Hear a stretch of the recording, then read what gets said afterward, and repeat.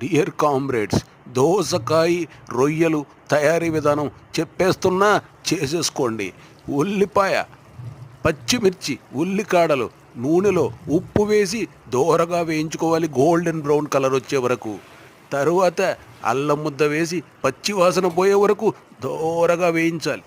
తరువాత దోసకాయ ముక్కలు వేసుకొని అవి మగ్గిన తర్వాత టమాటా ముక్కలు వేసుకొని అవి కూడా మగ్గిన తర్వాత బాదం పప్పు, జీడిపప్పు వేసిన మసాలా పేస్ట్ని వేసి బాగా కలిపి మగ్గనివ్వాలి. ఉప్పు కారం తగినంత వేసుకొని మనం ఆల్రెడీ ఉడకబెట్టుకొని రెడీగా ఉంచిన రొయ్యలను అందులో కలుపుకోవాలి. 200 ml వాటర్ పోసుకొని బాగా ఉడకనివ్వాలి. నూనె పైకి తేలే వరకు వెయిట్ చేయండి. సిమ్ములో మగ్గనివ్వండి. వెంటనే కొత్తిమీర చల్లి దింపేసి తినేయటమే. హ్యాపీ